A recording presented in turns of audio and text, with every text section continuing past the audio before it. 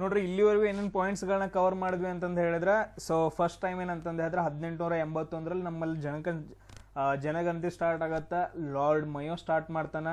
ಅದಾದ ನಂತರ ನೆಕ್ಸ್ಟ್ 1891 ಎಲ್ಲಿವರೆಗೂ 1921 ಜನಸಂಖ್ಯೆ ಬೆಳವಣಿಗೆ ದರ ತುಂಬಾ ಕಡಿಮೆ ಇರುತ್ತೆ. 1921 ಆದ ನಂತರ ಏನಂದ್ರೆ ಅತಿ ಹೆಚ್ಚು ಜನಸಂಖ್ಯೆ ಆಗುತ್ತೆ. ಅದನ್ನ ಡಿವೈಡ್ ಅಂತ ಕರಿತೀವಿ, ಮಹಾ ಇಬ್ಬಾಗದ ವರ್ಷ ಅಂತ ಕರಿತೀವಿ 1921. ಆಮೇಲೆ ನೆಕ್ಸ್ಟ್ ನೋಡ್ರಿ 1951 1961 ಏನಂದ್ರೆ ಅತಿ ಹೆಚ್ಚು ಜನಸಂಖ್ಯೆ ಆಗಿಬಿಡುತ್ತೆ. ಅದನ್ನ ನಾವು ಜನಸಂಖ್ಯಾ ಸ್ಫೋಟದ ಅವಧಿ ಅಂತಂದು ಹೇಳ್ತೀವಿ. ಇಷ್ಟು ಪಾಯಿಂಟ್ಸ್ಗಳನ್ನ ಕವರ್ ಮಾಡ್ಕೊಂಡಿದ್ವಿ. ಅದಾದ ನಂತರ ನೆಕ್ಸ್ಟ್ ಅತಿ ಹೆಚ್ಚು ಜನಸಂಖ್ಯೆಯನ್ನ ಹೊಂದಿರುವ ರಾಜ್ಯಗಳಂತ ಬಂದಾಗ ಉತ್ತರ ಪ್ರದೇಶ, ಮಹಾರಾಷ್ಟ್ರ, ಬಿಹಾರ್, ಆಮೇಲೆ ವೆಸ್ಟ್ ಬೆಂಗಾಲ್ ಅಂತಂದು ಹೇಳಿದ್ವಿ. ಆಮೇಲೆ ನೆಕ್ಸ್ಟ್ ಇಲ್ಲಿ ಏನ್ ಕೇಳಿದ್ರಪ್ಪ ಅಂತಂದು ಹೇಳಿದ್ರೆ, ಸೊ 2011 ಜನಗಣತಿ ಪ್ರಕಾರ ಸೊ ಹಿಂದೂ ಧರ್ಮ ಏನೈತಲ್ಲ, ಹಿಂದೂ ಧರ್ಮದ ಜನಸಂಖ್ಯೆಯ ಬೆಳವಣಿಗೆ ದರ ಎಷ್ಟೈತೆ ಅಂತ ಕೇಳಿದಾರ. ಸೊ 16.8% ಅಂತಂದು ಹೇಳ್ತೀವಿ. ಆಮೇಲೆ ಇಲ್ಲೇ ಎಕ್ಸ್ಟ್ರಾ ಪಾಯಿಂಟ್ಸ್ಗಳನ್ನ ಬರ್ಕೊಡ್ರಿ. ಮುಸ್ಲಿಮ್ರದ್ದು ಎಷ್ಟಾಗತ್ತಪ್ಪ ಅಂತಂದು ಹೇಳಿದ್ರೆ ಮುಸ್ಲಿಂ ಜನಸಂಖ್ಯೆಯ ಬೆಳವಣಿಗೆ ದರ 24.6. ಆಮೇಲೆ ಕ್ರಿಶ್ಚಿಯನ್ಸ್ ಎಷ್ಟಪ್ಪ ಅಂತಂದು ಹೇಳಿದ್ರೆ 15.5. ಆಮೇಲೆ ನೆಕ್ಸ್ಟ್ ಸಿಖ್ ಧರ್ಮದ ಎಷ್ಟಪ್ಪ ಅಂತಂದು ಹೇಳಿದ್ರೆ 8.4. ಆಮೇಲೆ ಬುದ್ಧಿಸ್ಟ್ ಎಷ್ಟು 6.1. ಆಮೇಲೆ ಜೈನದ ಎಷ್ಟಪ್ಪ ಅಂತಂದು ಹೇಳಿದ್ರೆ 5.4 ಅಂತಂದು ಹೇಳ್ತೀವಿ. ಸೊ ಇದೆಲ್ರಿಗೂ ಕ್ಲಿಯರ್ ಅಲ್ಲ ಪಾಯಿಂಟ್ಸ್ಗಳು ಇಷ್ಟು. ಏನಾದ್ರೂ ಕ್ವಶನ್ಸ್ಗಳಿದ್ರೆ ಇವಾಗಲೇ ಡೈರೆಕ್ಟ್ ಆಗಿ ಕೇಳ್ಬೋದು. ಆಮೇಲೆ ನಮ್ಮ ಜನಸಂಖ್ಯೆ ಯಾಕೆ ಜಾಸ್ತಿ, ರೀಸನ್ ಏನಪ್ಪಾ ಅಂತಂದು ಹೇಳಿದ್ರೆ ಮೇನ್ ರೀಸನ್ನು ಏನಂತಂದು ಹೇಳಿದ್ವಿ, ಮಾನ್ಸೂನ್ ವಾಯುಗುಣ. ಮೇನ್ ಏನಪ್ಪಾ ಅಂತಂದು ಹೇಳಿದ್ರೆ ಮಾನ್ಸೂನ್ ವಾಯುಗುಣ. ಯಾಕಪ್ಪ ನಿಂಗೆ ಡೌಟ್ ಏನಪ್ಪಾ, 2011 ಬಗ್ಗೆನೇ ಡಿಸ್ಕಷನ್ ಮಾಡಕತ್ತೀವಿ. 2011 ಇನ್ನೇನ್ ಬರುತ್ತಲ್ಲ, ಇನ್ನೊಂದು ಜನಸಂಖ್ಯೆ ಬರುತ್ತೆ, ಇನ್ನೊಂದು ಸ್ವಲ್ಪ ತಡ್ರಿ, ಇನ್ನೊಂದು ವರ್ಷ ತಡ್ರಿ. ಅದು 2011 2021 ಬರುತ್ತೆ. ಇವಾಗ ಇನ್ನು 2011 ಬಗ್ಗೆನೇ ಮಾತಾಡಕತ್ತೇವೆ. ಇನ್ನು ನಮಗೇನಂತಂದು ಹೇಳಿದ್ರೆ ಜನಸಂಖ್ಯೆ ಬಂದಿಲ್ಲ. ನಮಗೆ ಕೇಳೋ ಕ್ವಶನ್ಸ್ಗಳು 2011 ಬಗ್ಗೆನೇ ಇರ್ತಾವೆ. ಸೊ ನೆಕ್ಸ್ಟ್ ಇನ್ನೊಂದು ವರ್ಷ ತಡೆದ್ರಿ ಅಂತಂದು ಹೇಳಿದ್ರೆ ಅವಾಗೇನಪ್ಪ ಅಂತಂದು ಹೇಳಿದ್ರೆ 2021 ಜನಗಣತಿ ಪ್ರಕಾರ ಅಂತಂದು ಹೇಳ್ತೀವಿ. ಸೊ ಇದೆಲ್ರಿಗೂ ಕ್ಲಿಯರ್ ಆಯ್ತಲ್ಲ ಇಷ್ಟು ಪಾಯಿಂಟ್ಸ್ಗಳು.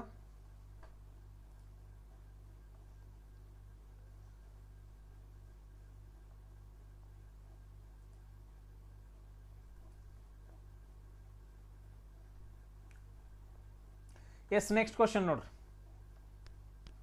ತುಂಬಾ ಇಂಪಾರ್ಟೆಂಟು. ನೆಕ್ಸ್ಟ್ ಕ್ವಶನ್ ಇಲ್ಲಿ ಏನ್ ಕೇಳಿದಾರೆ ನೋಡ್ರಿ, 2011 ಜನಗಣತಿ ಪ್ರಕಾರ. ಸೊ 2011 ಜನಗಣತಿ ಪ್ರಕಾರ ಇಲ್ಲೇನಾಗೈತಪ್ಪ ಅಂತಂದು ಹೇಳಿದ್ರೆ, ಯಾವ 3 ರಾಜ್ಯಗಳು ಟಾಪ್ ಅಂದ್ರೆ ಎಲ್ಲ ಇಲ್ಲೇನ್ ಕೆಳಗಡೆ ಇದಾವಲ್ಲ ಈ ರಾಜ್ಯಗಳ ಪೈಕಿ ಎಷ್ಟು ಅಂತಂದು ಹೇಳಿದ್ರೆ, ಈ 0 ರಿಂದ 6 ವರ್ಷದ ಮಕ್ಕಳಲ್ಲಿ, 0 ದಿಂದ 6 ವರ್ಷದ ಏಜ್ ಏನೇದು ಏಜ್ ಐತಲ್ಲ ಆ ವರ್ಷದ ಮಕ್ಕಳಲ್ಲಿ ಬೆಳವಣಿಗೆ ದರ ಎಷ್ಟೈತಿ ಅಂತ ಕೇಳಿದ್ರೆ, ಅಂದ್ರೆ ಹೈಯೆಸ್ಟ್ ಪಾಪ್ಯುಲೇಷನ್ 0 ದಿಂದ 6 ವರ್ಷದ ಮಕ್ಕಳು ಎಷ್ಟು ಜನ ಇದಾರ ಅಥವಾ ಯಾವ ರಾಜ್ಯದಲ್ಲಿ ಜಾಸ್ತಿ ಐತಿ ಅಂತ ಕ್ವಶನ್ ಕೇಳಿದ್ರೆ ನೋಡ್ರಿ, ತುಂಬಾ ಏನಪ್ಪಾ ಅಂತಂದು ಹೇಳಿದ್ರೆ ಡೀಪ್ ಆಗಿ ಸ್ಟಡಿ ಮಾಡಬೇಕು. ಇದನ್ನ ನಾನು ಜಸ್ಟ್ ಕ್ವಶನ್ಸ್ಗಳನ್ನ ಹೇಳ್ಕೊಂತ ಹೋಗ್ತೀನಿ, ಈ ತರ ಕೇಳಿದಾರೆ ಅಂತಂದೇಳಿ. ಇಲ್ಲಿ ಹೆಂಗ್ ಕೇಳಿದ ನೋಡ್ರಿ, 0 ದಿಂದ 6 ವರ್ಷದ ಮಕ್ಕಳಂತ, ಅದ್ರದಲ್ಲೂ ಏನಂತಂದು ಹೇಳಿದ್ರೆ ಅವ್ರದ್ದು ಪಾಪ್ಯುಲೇಷನ್ ಯಾವ ರಾಜ್ಯದಲ್ಲಿ ಜಾಸ್ತಿ ಐತೆ ಅಂತಂದು ಹೇಳ್ಬಿಟ್ಟು. ಸೊ ಯಾವ್ದ್ರಲ್ಲಪ್ಪ ಅಂತಂದು ಹೇಳಿದ್ರೆ ಮಹಾರಾಷ್ಟ್ರ. ಈ ಕ್ವಶನ್ ಪ್ರಕಾರ ಏನಂತಂದು ಹೇಳಿದ್ರೆ ಮಹಾರಾಷ್ಟ್ರ ಅಂತಂದೈತೆ.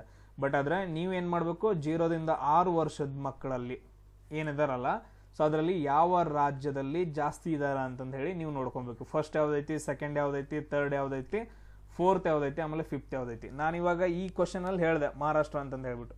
ಬಟ್ ಅದ್ರ ನೀವೇನ್ ಮಾಡ್ಬೇಕಂದ್ರೆ ಸರ್ಚ್ ಮಾಡ್ಬೇಕು ಯಾವ್ದ್ರಲ್ಲಿ ಜಾಸ್ತಿ ಐತೆ.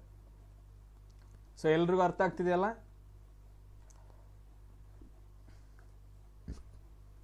ಸೊ ಅದಾದ ನಂತರ ನೆಕ್ಸ್ಟ್ ಕ್ವಶನ್ ನೋಡ್ರಿ, ಇಲ್ಲೇನಪ್ಪಾ ಅಂತಂದು ಹೇಳಿದ್ರೆ ನೆಕ್ಸ್ಟ್ ಡೆನ್ಸಿಟಿ, ಜನಸಾಂದ್ರತೆ ಅಂತ ಬರುತ್ತೆ. ನೆಕ್ಸ್ಟ್ ತುಂಬಾ ಇಂಪಾರ್ಟೆಂಟ್, ಜನಸಾಂದ್ರತೆ ಅಂತ ಬರುತ್ತೆ. ಜನಸಾಂದ್ರತೆ ಅಂದ್ರೆ ಏನು, ನೀವು ಆನ್ಸರ್ ಹೇಳ್ಬೇಕು. ಆರಾಮಾಗಿ ತಗೊಳ್ಳೋ ಟೈಮ, ಇನ್ನೂ ಟೈಮ್ ಐತೆ. ಜನಸಾಂದ್ರತೆ ಅಂದ್ರೆ ಏನು?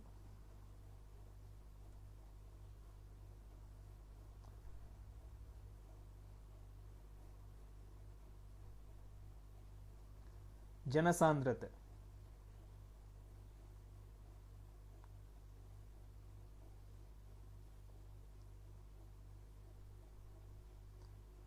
ದೇಶದ ಒಟ್ಟು ಅಲ್ಲ. ಓಕೆ, ಚದರ ಕಿಲೋಮೀಟರ್ ಅಲ್ಲಿರೋದು. Okay, very good. ಅದು ಬೇರೆ. ಜನಸಾಂದ್ರತೆ ಅಂದ್ರೆ ಏನು?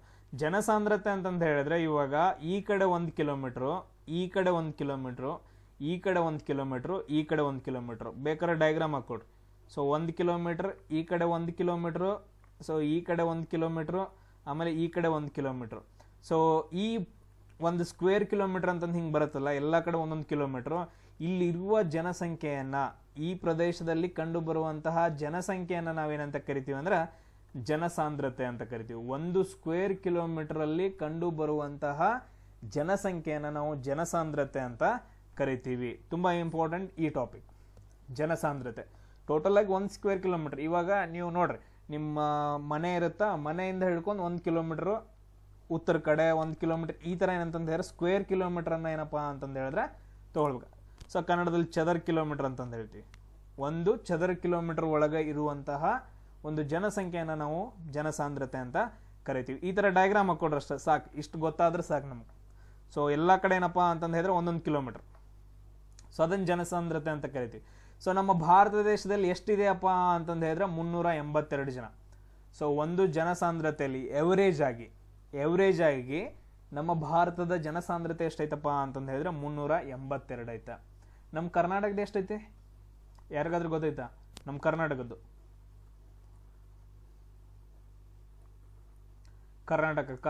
ಜನಸಾಂದ್ರತೆ ಸರ್ಚ್ ಮಾಡಕ್ ಹೋಗ್ಬೇಡ್ರಿ, ಟೈಮ್ ಬಾಳ್ರಿ, ಗೊತ್ತಿದ್ರೆ ಹೇಳ್ರಿ.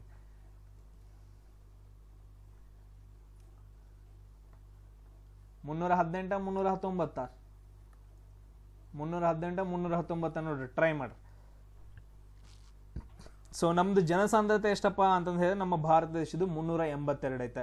ಇಲ್ಲಿ ನೋಡ್ರಿ, ಇದರಲ್ಲಿ ನಮ್ಮ ಕ್ವಶನ್ ಕೇಳ್ತಾನ, ಅತಿ ಹೆಚ್ಚು ಜನಸಾಂದ್ರತೆಯನ್ನ ಹೊಂದಿರುವ ರಾಜ್ಯಗಳು ಯಾವುವು ಅಂತ ಕೇಳ್ತಾನ. ಅತಿ ಹೆಚ್ಚು ಜನಸಾಂದ್ರತೆಯನ್ನ ಹೊಂದಿರುವ ರಾಜ್ಯಗಳು. S, very good.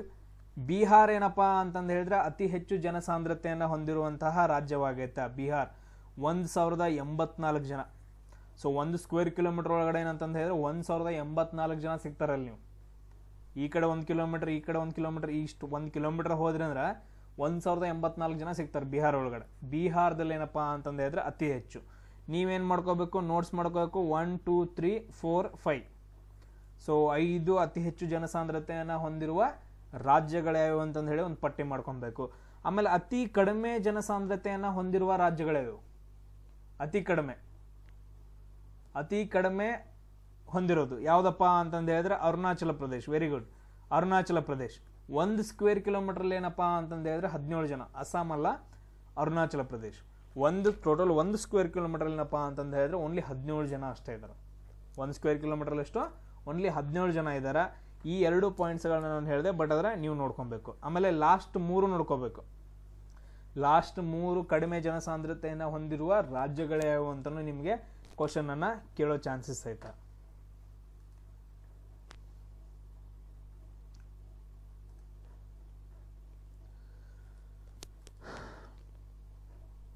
ಸಿಕ್ಕಿಂ ಅಪ್ಪ ಅದೇನಪ್ಪ ಅಂತಂದ್ರೆ ಅತಿ ಕಡಿಮೆ ಜನರನ್ನ ಹೊಂದಿರೋದು ರಾಜ್ಯ. ಅದು ಅತಿ ಕಡಿಮೆ ಜನರನ್ನ ಹೊಂದಿರುವ ರಾಜ್ಯ. ಜನಸಾಂದ್ರತೆ ಬೇರೆ, ಜನಸಂಖ್ಯೆ ಬೇರೆ. ಇಲ್ಲಿ ನೋಡ್ರಿ, ನಿಮ್ಗೆ ಕ್ಲಿಯರ್ ಆಗಿ ಅರ್ಥ ಮಾಡ್ಬೇಕಂತಂದು ಹೇಳಿದ್ರೆ 1 ಸ್ಕ್ವೇರ್ ಕಿಲೋಮೀಟರ್ ಅಲ್ಲಿ ಎಷ್ಟು ಜನಸಂಖ್ಯೆ ಇರುತ್ತಲ್ಲ ಅದನ್ನ ನಾವೇನಂತ ಕರಿತೀವಿ? ಜನಸಾಂದ್ರತೆ ಅಂತ ಕರಿತೀವಿ. ಒಂದು ರಾಜ್ಯದಲ್ಲಿ ಇರುವಂತಹ ಜನಸಂಖ್ಯೆ ಬೇರೆ, 1 ಸ್ಕ್ವೇರ್ ಕಿಲೋಮೀಟರ್ ಅಲ್ಲಿ ಕಂಡು ಬರುವಂತಹ ಜನಸಂಖ್ಯೆ ಬೇರೆ ಬೇರೆ. ಅದನ್ನ ತಪ್ಪು ಅರ್ಥ ಮಾಡ್ಕೊಳಕ್ ಹೋಗ್ಬೇಡ್ರಿ. ನೆಕ್ಸ್ಟ್ ನೋಡ್ರಪ್ಪ, ತುಂಬಾ ಇಂಪಾರ್ಟೆಂಟ್ ಕ್ವಶನ್ ಇದು. 2011 ಜನಗಣತಿ ಪ್ರಕಾರ ಎಸ್ ಟಿ ಪಾಪ್ಯುಲೇಷನ್ ಯಾವ ರಾಜ್ಯದಲ್ಲಿ ಜಾಸ್ತಿ ಐತೆ? ಕೆಳಗಿರೋದ್ರಲ್ಲಿ ಅತಿ ಹೆಚ್ಚು ಎಸ್ ಟಿ ಪಾಪ್ಯುಲೇಷನ್. ಅದನ್ನೇನು ಕೇಳಿದಾನಪ್ಪ ಅಂತಂದು ಹೇಳಿದ್ರೆ ಪರ್ಸೆಂಟೇಜ್ ಒಳಗಡೆ ಕೇಳಿದಾನ. ನೆನ್ಪಿಟ್ಕೊಳ್ರಿ, ಗೊತ್ತಿತ್ತು ಏನಪ್ಪಾ ಅಂತಂದು ಹೇಳಿದ್ರೆ ಅತಿ ಹೆಚ್ಚು S T population, scheduled tribes. ಇಲ್ಲಿ ನೋಡ್ರಿ, ನಾವು ಅರ್ಥ ಮಾಡ್ಕೊತೀವಿ ಗೊತ್ತಾ? ಸೊ SC ST ಅಂದ ತಕ್ಷಣ ಅದು ಬೇರೆ, ಆಮೇಲೆ ST ಅಂದ ತಕ್ಷಣ ಇಲ್ಲಿ ನೋಡ್ರಿ ಶೆಡ್ಯೂಲ್ಡ್ ಟ್ರೈಬ್ಸ್ ಅಂತ ಬರ್ತಾರೆ. ಈಗ ನೀವು ಕೇಳಿರ್ಬೋದು ನೀಲಗಿರಿಯಲ್ಲಿ ಸೊ ಒಂದು ಬುಡಕಟ್ಟು ಜನಾಂಗ ಬರುತ್ತೆ, ಅವ್ರೇನಪ್ಪ ಅಂತಂದು ಹೇಳಿದ್ರೆ ST ಜನಾಂಗಕ್ಕೆ ಸೇರಿದವರು, ಶೆಡ್ಯೂಲ್ಡ್ ಟ್ರೈಬ್ಸ್ ಅಂತಂದು ಹೇಳ್ತೀವಿ. ಅದು ಬೇರೆ. ನೀವು ಜನಾಂಗ ಅದು ಇದು ಅನ್ಕೊಂಡ್ಬಿಟ್ಟು ಏನೇನೋ ಆಗ್ಬಿಟ್ಟೈತೆ ಇವಾಗ ನಮ್ದು ಭಾರತ ದೇಶ. ತೋಡಾ ಜನಾಂಗ ಅಂತ ಬರುತ್ತೆ. ಎಸ್. ಆಮೇಲೆ ನೆಕ್ಸ್ಟ್ ಗೋಂಡಾ ಜನಾಂಗ ಅಂತ ಬರುತ್ತೆ, ಗೋಂಡಾ ಟ್ರೈಬ್ ಅಂತ ಬರುತ್ತೆ. ನಮ್ಮ ಕರ್ನಾಟಕದಲ್ಲೇ ಎಷ್ಟೋ ಇದಾವ, ನೆನ್ಪಿಟ್ಕೊಟ್ರು. ಎಸ್. ಇಲ್ಲೇನು ಕೇಳಿದಾನಂತಂದು ಹೇಳಿದ್ರೆ ST ಪಾಪ್ಯುಲೇಷನ್ ಪರ್ಸೆಂಟೇಜ್ ಅಲ್ಲಿ ಕೇಳಿದಾನ, ಹೈಯೆಸ್ಟ್ ಪರ್ಸೆಂಟೇಜ್. ಜನಸಂಖ್ಯೆ ಕೇಳಿಲ್ಲ, ಪರ್ಸೆಂಟೇಜಲ್ಲಿ ಕೇಳಿದಾನೆ. ಪರ್ಸೆಂಟೇಜ್ ಅಂತ ಕೇಳ್ದ ಅಂತಂದು ಹೇಳಿದ್ರೆ ಮಿಜೋರಾಂ. ಸೊ ಒಂದು ಏರಿಯಾದಲ್ಲಿ ಎಷ್ಟು ಜನಸಂಖ್ಯೆ ಜಾಸ್ತಿ ಎಲ್ಲಿರ್ತಾರ, ಸೊ ಅದನ್ನ ಪರ್ಸೆಂಟೇಜಲ್ಲಿ ಕೇಳಿದಾನ. ಪರ್ಸೆಂಟೇಜಲ್ಲಿ ಕೇಳಿದ್ರೆ ಏನಪ್ಪ ಅಂತಂದು ಹೇಳಿದ್ರೆ ಮಿಜೋರಾಂ ಜಾಸ್ತಿ. ಟೋಟಲ್ ಎಷ್ಟು ಜನಸಂಖ್ಯೆ ಭಾರತಕ್ಕೆ ಕಂಪೇರ್ ಮಾಡಿದ್ರೆ ಅಂತಂದು ಹೇಳಿದ್ರೆ ಮಧ್ಯಪ್ರದೇಶ್. ಜನಸಂಖ್ಯೆ ಅಂತ ಬಂದಾಗ, ಟೋಟಲ್ ಜನಸಂಖ್ಯೆ ಎಷ್ಟು ಜನಸಂಖ್ಯೆ ಅಂತ ಬಂದಾಗ ಭಾರತ ದೇಶದಲ್ಲಿ ಅತಿ ಹೆಚ್ಚು ಜನಸಂಖ್ಯೆಯನ್ನು ಹೊಂದಿರುವ ರಾಜ್ಯ ಯಾವುದು? ಮಧ್ಯಪ್ರದೇಶ್. ಪರ್ಸೆಂಟೇಜ್ ಅಂತ ಬಂದಾಗ ಅಂತಂದು ಹೇಳಿದ್ರೆ ಮಿಜೋರಾಂ. ಇದು ಯಾರಿಗಾದ್ರೂ ಅರ್ಥ ಆಯ್ತಾ ಹೆಂಗ್ರಿ ಅಂತಂದು ಹೇಳಿ? ಯಾರಿಗಾದ್ರೂ ಅರ್ಥ ಆಯ್ತಾ? ಅರ್ಥ ಆಗಿಲ್ಲ ಅಂದ್ರೆ ನಾನು ಹೇಳ್ತೀನಿ.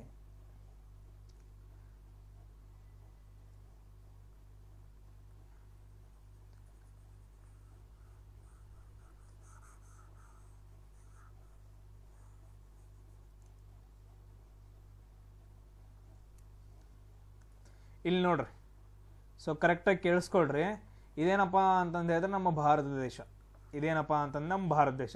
ಇಲ್ಲಿ ನೋಡ್ರಿ, ಮಧ್ಯಪ್ರದೇಶ ಏನಪ್ಪ ಅಂತಂದು ಹೇಳಿದ್ರೆ ಅದ್ರ ವಿಸ್ತೀರ್ಣ ಜಾಸ್ತಿ. ಮಧ್ಯಪ್ರದೇಶದ ವಿಸ್ತೀರ್ಣ ಅಂತಂದು ಹೇಳಿ ಇಷ್ಟು ತಗೊಳ್ಳೋಣ. ಸೊ ಅದಾದ ನಂತರ ಮಿಜೋರಾಂ ಈ ಕಡೆ ಬರುತ್ತಾ, ಅದ್ರದ್ದು ವಿಸ್ತೀರ್ಣ ಏನಪ್ಪ ಅಂತಂದು ಹೇಳಿದ್ರೆ ಇಷ್ಟೇ ಐತೆ. ರಾಜ್ಯಗಳನ್ನ ಕಂಪೇರ್ ಮಾಡಿದಾಗ ಸೊ ಮಧ್ಯಪ್ರದೇಶ ಏನಪ್ಪ ಅಂತಂದು ಹೇಳಿದ್ರೆ ಇಷ್ಟ ಐತೆ. ಅದಾದ ನಂತರ ಮಿಜೋರಾಮ್ದು ಏನಪ್ಪ ಅಂತಂದು ಹೇಳಿದ್ರೆ ಇಷ್ಟ ಐತೆ. ಸೊ ಇಲ್ಲಿ ನೋಡ್ರಿ, ಟೋಟಲ್ ಪಾಪ್ಯುಲೇಷನ್ ಏನಪ್ಪ ಅಂತಂದು ಹೇಳಿದ್ರೆ 100 ಅಂತ ತಗೋಣ. ಟೋಟಲ್ ಪಾಪ್ಯುಲೇಷನ್ ಏನಪ್ಪ ಅಂತಂದು ಹೇಳಿದ್ರೆ 100 ಅಂತ ತಗೋಣ, ಟೋಟಲ್ ಪಾಪ್ಯುಲೇಷನ್. ಸೊ ಇಲ್ಲಿ ನೋಡ್ರಿ, ಎಷ್ಟಿ ಜನಾಂಗ ಇದ್ರಲ್ಲಿ ಎಷ್ಟೈತಪ್ಪ ಅಂತಂದು ಹೇಳಿದ್ರೆ ಎಕ್ಸಾಂಪಲ್ ಕೊಡ್ತಿದ್ದೀನಿ. ಇಲ್ಲಿ ಏನಪ್ಪ ಅಂತಂದು ಹೇಳಿದ್ರೆ 30 ಐತೆ. ಎಷ್ಟಿ ಜನಸಂಖ್ಯೆ ಎಷ್ಟೈತೆ? ಇಲ್ಲಿ 30 ಜನ ಅದಾರ. ಇಲ್ಲಿ ಎಷ್ಟಿ ಜನಸಂಖ್ಯೆ ಎಷ್ಟು ಅದಾರಪ್ಪ ಅಂತಂದು ಹೇಳಿದ್ರೆ 10 ಜನ ಅದಾರ ಅಂತ ಅನ್ಕೊಡ್ರಿ. 10 ಜನ ಅಂತಾರ ಅನ್ಕೊಡ್ರಿ. ಸೊ ಇಲ್ಲಿ 30 ಜನಸಂಖ್ಯೆ ಐತಲ್ಲ, ಇಲ್ಲಿ ಏರಿಯಾ ನೋಡಿದ್ರೆ ಭಾಳ ದೊಡ್ಡದೈತಿ. ಏರಿಯಾ ನೋಡಿದ್ರೆ ನಾವು ಪರ್ಸೆಂಟೇಜ್ ತೆಗಿಬೇಕಲ್ಲ, ಪರ್ಸೆಂಟೇಜ್ ತೆಗಿಬೇಕು. ಸೊ ಇಲ್ಲಿ ನೋಡಿದ್ರೆ 100 ಜನಸಂಖ್ಯೆ ಐತೆ. ಬಟ್ ಆದ್ರೆ ಇವ್ರದ್ದು ಜನಸಂಖ್ಯೆ ಎಷ್ಟೈತಪ್ಪ ಅಂತಂದು ಹೇಳಿದ್ರೆ 50 ಐತೆ ಅನ್ಕೊಡ್ರಿ. ಇವ್ರ ಜನಸಂಖ್ಯೆ ಎಷ್ಟೈತಿ? 50 ಅಂತ ಅನ್ಕೊಡ್ರಿ. ಪರ್ಸೆಂಟೇಜ್ ತೆಗೆದಾಗ ನಾವು ಹೆಂಗೆ ತೆಗಿತೀವಿ? 10/50 ಅಂತ ತೆಗಿತೀವಿ. 10/50 ಅಂತ ತೆಗೆದಾಗ ಎಷ್ಟಿ ಜನಸಂಖ್ಯೆದು ಪರ್ಸೆಂಟೇಜ್ ಬರುತ್ತೆ. ಇಲ್ಲಿ ಹೆಂಗೆ ತೆಗಿತೀವಿ? 30/100 ಅಂತ ತೆಗಿತೀವಿ. ಈ ಥರ ಮಾಡಿದಾಗ ಮಿಜೋರಾಮದ ಪರ್ಸೆಂಟೇಜ್ ಜಾಸ್ತಿ ಆಗತ್ತ. ಸೊ ಇಲ್ಲಿ ಇದ್ರದ್ದು ಕಮ್ಮಿ ಆಗಿಬಿಡತ್ತೆ. ಏರಿಯಾ ಜಾಸ್ತಿ ಇರೋದ್ರಿಂದ, ಜನಸಂಖ್ಯೆ ಇದು ಇರೋದ್ರಿಂದ ಕಡಿಮೆ ಆಗಿಬಿಡುತ್ತೆ ಪರ್ಸೆಂಟೇಜು. ಏರಿಯಾ ಮೇಲೆ ಡಿಪೆಂಡ್ ಆಗಿರುತ್ತೆ, ಆಮೇಲೆ ಜನಸಂಖ್ಯೆ ಮೇಲೆ ಡಿಪೆಂಡ್ ಆಗಿರುತ್ತೆ. ಮೇನ್ ಇಂಪಾರ್ಟೆಂಟ್ ಏನಪ್ಪ ಅಂತ ಪರ್ಸೆಂಟೇಜ್ ಅಂತ ಬಂದಾಗ ಚಿಕ್ಕದೇ ರಾಜ್ಯ, ಅದಾದ ನಂತರ ಪಾಪ್ಯುಲೇಷನ್ ತುಂಬ ಕಡಿಮೆ ಇರುತ್ತೆ, ಪರ್ಸೆಂಟೇಜ್ ತೆಗೆದಾಗ ಜಾಸ್ತಿ ಆಗಿಬಿಡುತ್ತೆ. ಈಗ ನೀವು ನೋಡಿರ್ಬೋದು, ಸಿಂಪಲ್ ಆಗಿ ಹೇಳ್ತೀನಿ, ಅರ್ಥ ಮಾಡ್ಕೊಳ್ರಿ. ನಿಮ್ದು 10th ಮಾರ್ಕ್ಸ್ ಕಾರ್ಡ್ ನಿಮ್ಗೆ ಎಲ್ರಿಗೂ ಗೊತ್ತೈತಿ. ಕನ್ನಡ, ಇಂಗ್ಲೀಷ ಇವನ್ ಎರಡೂ ತೆಗೆದ್ಬಿಟ್ಟು ಪರ್ಸೆಂಟೇಜ್ ತೆಗಿರಿ. ಮೇನ್ ಸಬ್ಜೆಕ್ಟ್ಗಳು ಬರ್ತಾವಲ್ಲ, ಮೇನ್ ಸಬ್ಜೆಕ್ಟ್ ಯಾವುದು? ಗಣಿತ, ಆಮೇಲೆ ವಿಜ್ಞಾನ, ಸಮಾಜ ವಿಜ್ಞಾನ, ಆಮೇಲೆ ಇನ್ನೊಂದು ಯಾವುದು ಬರುತ್ತೋ? ಗಣಿತ, ವಿಜ್ಞಾನ, ಸಮಾಜ ವಿಜ್ಞಾನ. ಅದ ಸಮಾಜ ವಿಜ್ಞಾನನಾ? ಗಣಿತ, ವಿಜ್ಞಾನ, ಸಮಾಜ ವಿಜ್ಞಾನ, ಮತ್ತೆ ಯಾವಾಗ ಬರ್ತಾವ? ನಾವು ಮರ್ತವ. ಇನ್ನೊಂದು ಸಬ್ಜೆಕ್ಟ್ ಬರ್ತವೆ, ಹಿಂದಿ ಬರುತ್ತಾ? ಓಕೆ, ಹಿಂದಿನೂ ಬಿಡ್ರಿ. ಹಿಂದಿ, ಇಂಗ್ಲೀಷು, ಅದಾದ ನಂತರ ಕನ್ನಡ ಬಿಡ್ರಿ. ಗಣಿತ, ವಿಜ್ಞಾನ, ಸಮಾಜ ವಿಜ್ಞಾನ ಅಷ್ಟೇ ತಗೊಳ್ರಿ. ಅದಾದ ನಂತರ ಇವನ್ನಷ್ಟಕ್ಕೆ ಪರ್ಸೆಂಟೇಜ್ ತೆಗಿರಿ. ಅವಾಗ ನಿಮ್ದು ಏನಾಗತ್ತೆ ಅಂತಂದು ಹೇಳಿದ್ರೆ ಪರ್ಸೆಂಟೇಜ್ ಜಾಸ್ತಿ ಇರುತ್ತೆ. ಅವಾಗೇನ ನೀವು 300 ಡಿವೈಡೆಡ್ ಬೈ ಮಾಡಿರ್ತೀರಿ, ಕರೆಕ್ಟಾ? ಈ ಮೂರನ್ನು ಕೂಡಿಸ್ಬಿಟ್ಟು 300 ಡಿವೈಡ್ ಮಾಡಿರ್ತೀರಿ, ಪರ್ಸೆಂಟೇಜ್ ಜಾಸ್ತಿ ಇರುತ್ತೆ. ಬಟ್ ಅದೇ ಎಲ್ಲ ಸಬ್ಜೆಕ್ಟ್ನ ತೊಗೊಂಡಾಗ ಏನು ಮಾಡ್ತೀರಾ ಅಂತಂದು ಹೇಳಿದ್ರೆ 625 ಮಾಡ್ತೀರಾ ಪರ್ಸೆಂಟೇಜ್ ಡಿವೈಡೆಡ್ ಬೈ, ಅವಾಗ ಪರ್ಸೆಂಟೇಜ್ ಕಡಿಮೆ ಆಗುತ್ತೆ.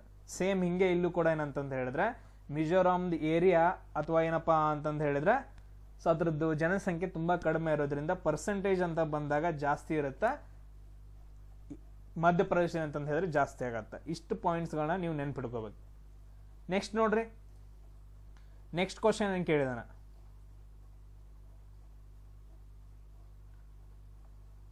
ಸೈನ್ಸ್ ಕೇಳಿದಾನ.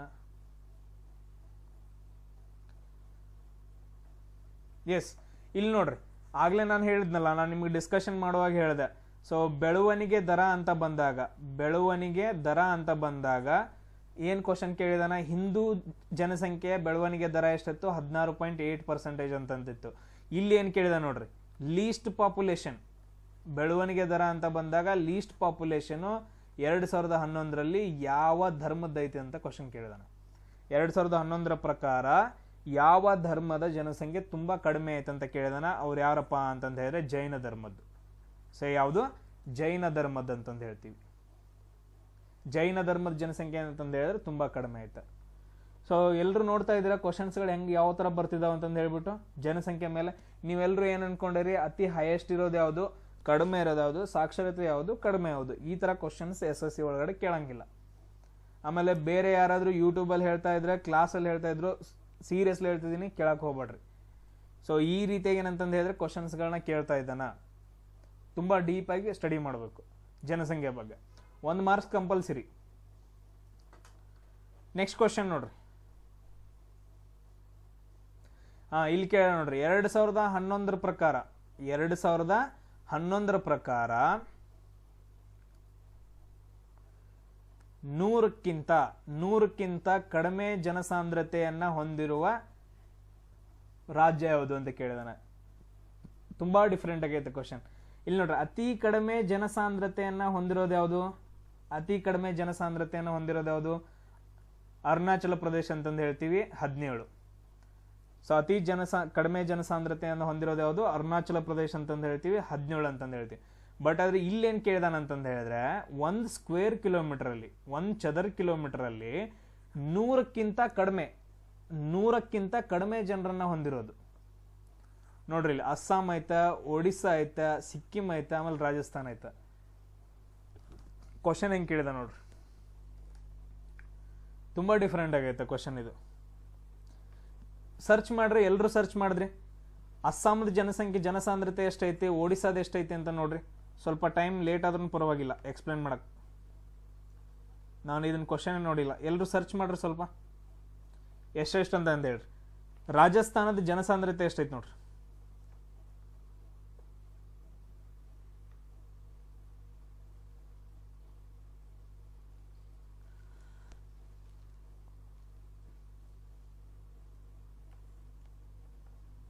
ಸಿಕ್ಕಿಮದ ಪಾಪ್ಯುಲೇಷನ್ ಡೆನ್ಸಿಟಿ ಎಷ್ಟು ಬರುತ್ತೆ, 86 ಐತೆ. 86 ಅಂದ್ರೆ 100ಕ್ಕಿಂತ ಕಡಿಮೆ ಅಂತ ಕೇಳಿದಾನಲ್ಲ, ಸಿಕ್ಕಿಂ ನಮ್ಗೆ ಆನ್ಸರ್ ಆಗುತ್ತೆ 86. 1 ಸ್ಕ್ವೇರ್ ಕಿಲೋಮೀಟರ್ ಅಲ್ಲಿ ಏನಪ್ಪಾ ಅಂತಂದ್ರೆ ಸಿಕ್ಕಿಂ ಒಳಗಡೆ 86 ಜನ ಆಗ್ತಾರೆ. ಸೇಮ್ ಅದೇ ತರ ಬೇರೆ ರಾಜ್ಯದ ನೋಡ್ರಿ ಎಷ್ಟೆಷ್ಟು ಅದಾವು ಇಲ್ಲಿ ಕೊಟ್ಟಿರೋದ್ರಲ್ಲಿ. ರಾಜಸ್ಥಾನದ ಯಾರ್ದಾದ್ರೂ ಕಂಡಿಡಿದ್ರ? ಒಡಿಸ್ಸಾದ ಎಷ್ಟೈತಿ? ಸೊ ಒಡಿಸ್ಸಾದ ಎಷ್ಟಪ್ಪ ಅಂತಂದು ಹೇಳಿದ್ರೆ 270 ಐತೆ. 1 ಸ್ಕ್ವೇರ್ ಕಿಲೋಮೀಟರ್ ಅಲ್ಲಿ ಒಡಿಸ್ಸಾದೊಳಗಡೆ ಏನಂತಂದು ಹೇಳಿದ್ರೆ 270 ಜನ ಕಂಡು ಬರ್ತಾರ. ಸೇಮ್ ಅದೇ ತರ ನೋಡ್ರಿ ಅಸ್ಸಾಂ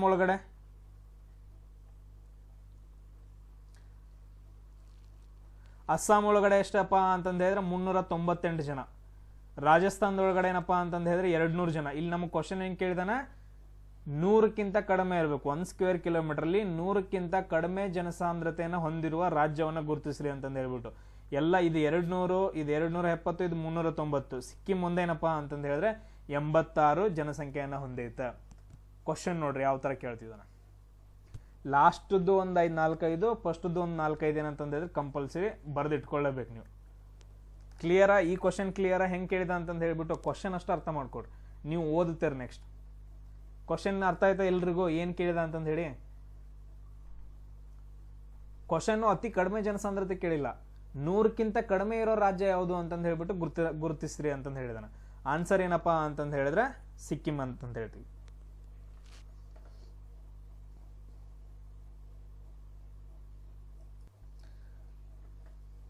ಎಸ್, ನೆಕ್ಸ್ಟ್ ಕ್ವಶನ್ ನೋಡ್ರಿ.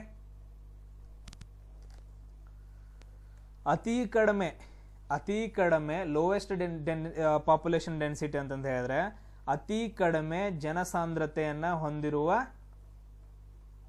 ಕೇಂದ್ರಾಡಳಿತ ಪ್ರದೇಶ ಅಂತ ಕೇಳಿದಾನೆ. ಅತಿ ಕಡಿಮೆ ಜನಸಾಂದ್ರತೆಯನ್ನು ಹೊಂದಿರುವ ಕೇಂದ್ರಾಡಳಿತ, ಯೂನಿಯನ್ ಟೆರಿಟರಿ ಅಂತಂದು ಹೇಳಿದ್ರೆ ಕೇಂದ್ರಾಡಳಿತ ಪ್ರದೇಶ ಯಾವುದಂತ ಕೇಳಿದಾನ, ಅಂಡಮಾನ್ ನಿಕೋಬಾರ್ ಅಂತಂದು ಹೇಳ್ತೀವಿ. ಸೊ ಅತಿ ಕಡಿಮೆ ಜನಸಾಂದ್ರತೆಯನ್ನು ಹೊಂದಿರೋದು ಯಾವುದು, ಅಂಡಮಾನ್ ನಿಕೋಬಾರ್. ಸೊ ಇಲ್ಲಿ ನಿಮಗೆ ಡೈರೆಕ್ಟ್ SSC ನಾವು ಆನ್ಸರ್ ಕೊಟ್ಟಿದ್ದೆ ನೋಡ್ರಿ, ಡೈರೆಕ್ಟ್. ಅದಕ್ಕೆ ಯಾವುದು ಕ್ವಶನ್ಗೆ ಆನ್ಸರ್ಸ್ಗಳನ್ನ ತೆಗೆದಾಕಿಲ್ಲ. ಗ್ರೀನ್ ಕಲರ್ ಏನೈತೆ ಅದು correct answer. Andaman and Nicobar ಅತಿ ಕಡಿಮೆ. ಅತಿ ಹೆಚ್ಚು ಅಂತ ಬಂದಾಗ ದೆಹಲಿ. ಅತಿ ಹೆಚ್ಚು ಅಂತ ಬಂದಾಗ ಏನಪ್ಪಾ ಅಂತಂದು ಹೇಳಿದ್ರೆ ದೆಹಲಿಯಲ್ಲಿ ಅತಿ ಹೆಚ್ಚು ಜನಸಾಂದ್ರತೆ ಕಂಡು ಬರುತ್ತೆ. ಯಾವಾಗ? ಯೂನಿಯನ್ ಟೆರಿಟರೀಸ್ ಅಂತ ಬಂದಾಗ. Union territories. ಎಸ್, ಕೇಂದ್ರಾಡಳಿತ ಪ್ರದೇಶ. ಯೂನಿಯನ್ ಟೆರಿಟರೀಸ್ ಅಂತಂದು ಹೇಳಿದ್ರೆ ಕೇಂದ್ರಾಡಳಿತ ಪ್ರದೇಶ ಅಂತಂದು ಹೇಳ್ತೀವಿ. ಇಲ್ಲಿ ನೋಡ್ರಿ, ನೆಕ್ಸ್ಟ್ ಒಂದು ತುಂಬ ಚೆನ್ನಾಗಿರೋದು ಕ್ವಶನ್ ಕೇಳಿದಾನ. ಅರ್ಬನೈಜೇಷನ್ ಅಂತಂದು ಹೇಳಿದ್ರೆ ನಗರೀಕರಣ. ಅರ್ಬನೈಜೇಷನ್ ಅಂತಂದು ಹೇಳಿದ್ರೆ ನಗರೀಕರಣ. ಇದನ್ನ ಯಾವುದ್ರಲ್ಲಿ ಅಳತೆ ಮಾಡ್ತಾರ? ಸೊ ಇಲ್ಲಿ ಏನು ಕೊಟ್ಟಿದಾನಪ್ಪ ಅಂತಂದು ಹೇಳಿದ್ರೆ ಡ್ಯಾಶ್ ಆಫ್ ಅರ್ಬನ್ ಪಾಪ್ಯುಲೇಷನ್ ಅಂತಂದು ಹೇಳಿದ್ರೆ ನಗರದ ಜನಸಂಖ್ಯೆ ಡಿವೈಡೆಡ್ ಬೈ ಒಟ್ಟು ಜನಸಂಖ್ಯೆ. ಸೊ ಇಲ್ಲಿ ನಗರದ ಜನಸಂಖ್ಯೆ ಡಿವೈಡೆಡ್ ಬೈ ಒಟ್ಟು ಜನಸಂಖ್ಯೆ ಅಂತ ಬಂದಾಗ ಪರ್ಸೆಂಟೇಜ್ ಆಫ್ ನಗರದ ಜನಸಂಖ್ಯೆ ಬರುತ್ತೆ. ಸೊ ಎಷ್ಟು ಪರ್ಸೆಂಟೇಜ್ ನಗರದ ಜನಸಂಖ್ಯೆ ಅಂತಂದು ಹೇಳ್ಬಿಟ್ಟು, ಇವಾಗ ನೋಡ್ರಿ, ನಗರದ ಜನಸಂಖ್ಯೆ ಏನಪ್ಪಾ ಅಂತಂದು ಹೇಳಿದ್ರೆ 100 ಐತೆ, ಟೋಟಲ್ ಜನಸಂಖ್ಯೆ 1000 ಐತೆ ಅಂತ ಅನ್ಕೊಡ್ರಿ. ಇಲ್ಲಿ ಏನಪ್ಪಾ ಅಂತಂದು ಹೇಳಿದ್ರೆ ನಮ್ದು ಪರ್ಸೆಂಟೇಜಲ್ಲಿ ಬರುತ್ತೆ. ಪರ್ಸೆಂಟೇಜಲ್ಲಿ ಏನಂತಂದು ಹೇಳಿದ್ರೆ ಅದು ಬೆಳವಣಿಗೆ ಬರುತ್ತೆ, ನಗರದ ಬೆಳವಣಿಗೆ, ನಗರೀಕರಣ, ಅರ್ಬನೈಜೇಷನ್ ಅಂತಂದು ಹೇಳ್ತೀವಿ. ಸೊ ಯಾವ ಲೆವೆಲ್ ಐತೆ ಅಂತಂದು ಹೇಳ್ಬಿಟ್ಟು ನಾವು ಹೇಳ್ತೀವಿ. ಈ ಕ್ವಶನ್ಗಳನ್ನ ಈ ರೀತಿ ಕೇಳ್ತಾರೆ. ಪಾಯಿಂಟ್ 1 ಇಂಟು 100 ಅಂತಂದು ಹೇಳಿದ್ರೆ 10%. 10% ಏನಪ್ಪಾ ಅಂತಂದು ಹೇಳಿದ್ರೆ ಅಲ್ಲಿ ಅರ್ಬನೈಜೇಷನ್ ಐತೆ, ಯಾವ ಹಂತದಲ್ಲಿ ಐತೆ ಅಂತಂದು ಹೇಳ್ಬಿಟ್ಟು ನಾವು ಹೇಳ್ಬೋದು. ಸೊ ಈ ರೀತಿಯ ಕ್ವಶನ್ಸ್ಗಳನ್ನ ಕೇಳ್ತಾನೆ, ನೆನ್ಪಿಟ್ಕೊಳ್ರಿ ಸ್ವಲ್ಪ. ನೆಕ್ಸ್ಟ್ ಕ್ವಶನ್ ನೋಡ್ರಿ,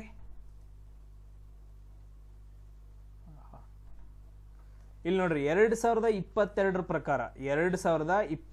ಪ್ರಕಾರ ಅನ್ಎಂಪ್ಲಾಯ್ಮೆಂಟ್ ಅಂತಂದು ಹೇಳಿದ್ರೆ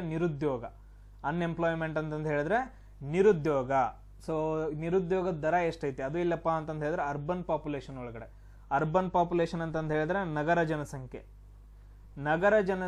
ಒಳಗಡೆ ನಿರುದ್ಯೋಗದ ದರ ಎಷ್ಟೈತಿ 2022 ಪ್ರಕಾರ. ನಗರ ಜನಸಂಖ್ಯೆ ಪ್ರಕಾರ ನಿರುದ್ಯೋಗದ ದರ 2022ರಲ್ಲಿ ಎಷ್ಟೈತಪ್ಪ ಅಂತಂದು ಹೇಳಿದ್ರೆ 10.09% ಐತೆ. ಇದು ಬರೆದು ಇಟ್ಕೊಳ್ರಿ, ತುಂಬಾ ಇಂಪಾರ್ಟೆಂಟ್, ಎಲ್ಲ ಕ್ವಶನ್ಸ್ಗಳು ಕೇಳಿದ್ರೆ 10.09% ಏನಪ್ಪಾ ಅಂತಂದು ಹೇಳಿದ್ರೆ ನಿರುದ್ಯೋಗದ ದರ ಆಗತ್ತ.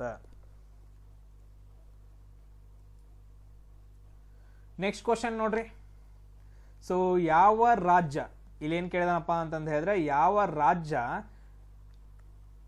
10 crore ಕಡಿಮೆ ಜನಸಂಖ್ಯೆಯನ್ನ ಹೊಂದೈತೆ? ಈ ಕೆಳಗಡೆ ಕೊಟ್ಟಿರೋದ್ರಲ್ಲಿ ಯಾವ ರಾಜ್ಯದ ಜನಸಂಖ್ಯೆ 10 ಕಡಿಮೆ ಐತೆ? ಯಾವ್ದಪ್ಪ? 10.09. 10.09 ಅನ್ನೋದೇನಪ್ಪಾ ಅಂತಂದು ಹೇಳಿದ್ರೆ ಪರ್ಸೆಂಟೇಜ್. ಸೊ ಇವಾಗ ಏನಂತಂದು ಹೇಳಿದ್ರೆ 1000 ಜನ ಇದಾರೆ, 1000 ಜನದೊಳಗಡೆ ಏನಪ್ಪಾ ಅಂತಂದು ಹೇಳಿದ್ರೆ ಇಷ್ಟು ಜನ ನಿರುದ್ಯೋಗಿಗಳಿದಾರ ನಗರಗಳಲ್ಲಿ, ಸುಮ್ಮನೆ ಖಾಲಿ ಅಡ್ಡಾಡತ್ತಾರ, ಅವ್ರಿಗೆ ಉದ್ಯೋಗನ ಇಲ್ಲ. ಸೊ ನಗರದ ಜನಸಂಖ್ಯೆ ಒಳಗಡೆ ನಿರುದ್ಯೋಗದ ದರ ಎಷ್ಟೈತೆ ಅಂತ ಕೇಳಿದ್ರೆ 10.09% ನಿರುದ್ಯೋಗ ದರ ಆಯ್ತು. ನೆಕ್ಸ್ಟ್ ಕ್ವಶನ್ ನೋಡ್ರಿ, ಏನ್ ಕೇಳಿದ್ರೆ 2011 ಪ್ರಕಾರ ಯಾವ ರಾಜ್ಯದಲ್ಲಿ ಲೆಸ್ ದನ್ 10 crore ಪಾಪ್ಯುಲೇಷನ್ ಐತೆ? ಇಲ್ಲಿ ನೋಡ್ರಿ, ಯಾವ ರಾಜ್ಯದಲ್ಲಿ ಲೆಸ್ ದನ್ 10 crore 10 ಕೋಟಿ ಜನಸಂಖ್ಯೆಗಿಂತ ಕಡಿಮೆ ಯಾವ ರಾಜ್ಯದಲ್ಲಿ ಪಾಪ್ಯುಲೇಷನ್ ಐತಿ, ಜನಸಂಖ್ಯೆ ಐತಿ? ಮಸ್ತ್ ಕೇಳಿದಾರೆ ಕ್ವಶನ್ಸ್. ಇಲ್ಲಿ ಕೇರಳ ಏನ್ ಕೊಟ್ಟಿದ್ದಾರೆ, ಟೋಟಲ್ ಆಗಿ 4 ರಾಜ್ಯಗಳನ್ನ ಕೊಟ್ಟಿದ್ದಾರೆ. ಸೊ ಉತ್ತರ ಪ್ರದೇಶ ಏನಪ್ಪಾ ಅಂತಂದು ಹೇಳಿದ್ರೆ 19 ಕೋಟಿ ಬರುತ್ತೆ. ಜಸ್ಟ್ ಹೇಳ್ತಾ ಇದ್ದೀನಿ, 19 ಕೋಟಿ ಏನಪ್ಪಾ ಅಂತಂದು ಹೇಳಿದ್ರೆ ಉತ್ತರ ಪ್ರದೇಶದಲ್ಲಿ ಹೈಯೆಸ್ಟ್. ಸೊ ಇಲ್ಲಿ ನಮ್ಗೆ ಆನ್ಸರ್ ಅಂತ ಬಂದಾಗ ವೆಸ್ಟ್ ಬೆಂಗಾಲ್ ಅಲ್ಲಿ ಏನಪ್ಪಾ ಅಂತಂದು ಹೇಳಿದ್ರೆ ಕಡಿಮೆ ಜನಸಂಖ್ಯೆಯನ್ನ ಹೊಂದೈತೆ. ಸೊ ವೆಸ್ಟ್ ಬೆಂಗಾಲ್ ಏನಪ್ಪಾ ಅಂತಂದು ಹೇಳಿದ್ರೆ